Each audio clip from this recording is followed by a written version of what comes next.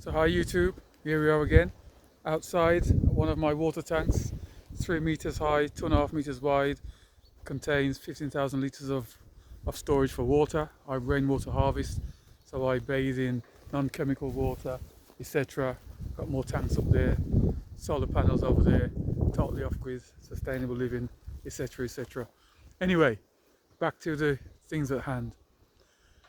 Now, I want to spend a little time just to stress again that I have no animosity whatsoever to my ex-wife, and I pray for her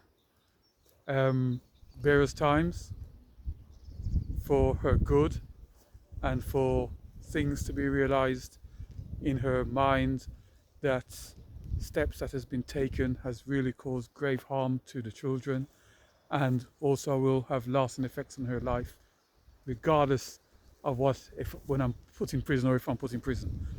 Regardless of that, I'm still looking for her goodwill, her benefit, and I'm not going to say if I get prison sentence I want her to get the same.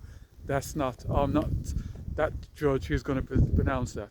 That is for something in the future. That is not for me to do. That is for God to do. But anyway, just want to make out to tell you that during the divorce that took place, I knew that there was problems that she would have with mental problems because of things she suffered previously in her lives. So I decided not to fight with her in courts for custody, but just to give her custody so I can have my visiting rights. Even on the issues to do with division of assets, house, money, etc., I did not fight either. I said, look, you take what you want, you give me what you think. So I ended up just using her lawyer. I had a lawyer I was going to use, but I didn't use him. I thought, I'm not going to spend money on lawyers. That money could be used for the kids. So I just let things flow, and I didn't even have one word in whatever should be mine and whatever should be yours. She had complete reins of that. Now someone could say, that's crazy, why do you do that? You know, divorce, you got to grab what you can, you know, you're now enemies, just do what you can. No, I didn't take that approach at all. In prayer, I decided that wasn't the thing to do. And again, she had mental issues before, so I'm not pushing something out there now just to say something bad about mental issues. She's written that in a book that she's published, which can be purchased. It's in the public domain. A book called How to Meet Your Perfect Match, and in that she had issues, mental issues, needed treatment because of something personal happened in her life. Again, it's in the public domain, so I'm not trying to put things out there to create harm, but she's written about it publicly already anyway. She woke up next to a boyfriend who had illness, and he was dead by the side of her. It caused her stress and mental issues for a year, had medication, etc, etc, treatment. She couldn't function. So I didn't want to bring that onto her, even though she was making mistakes in what she was doing. So I decided not to do that, to sort of help her, because I knew that she was in distress because she can't accept what was taking place in her life. So the thing is, depression is really an inability to accept circumstances of one's life. If we can't accept circumstances of our lives, then we look to justify it with reasons. Then that leads to depression.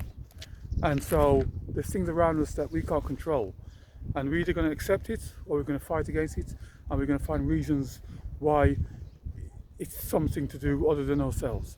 But anyway, you know, all these things can be debatable, but I know that I was looking to do what was good for her.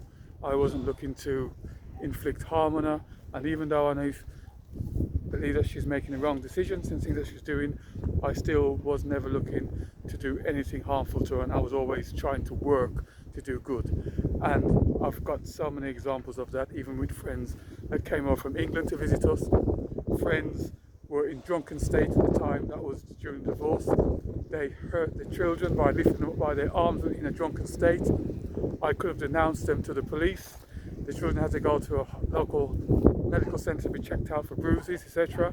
But I didn't denounce their friends because I saw that they were sorry, and it was just because of the influence of alcohol. So I didn't denounce their friends. And I'm not going to mention the friends' names, but she knows who those friends were, a couple that came over, and the children were hurt, but I did not go to denounce her and cause her problems in the legal system when I could have done it. So there's examples after examples, but nothing I did was ever to hurt her, and even now, regardless of what she's doing, I'm still not going to take that position.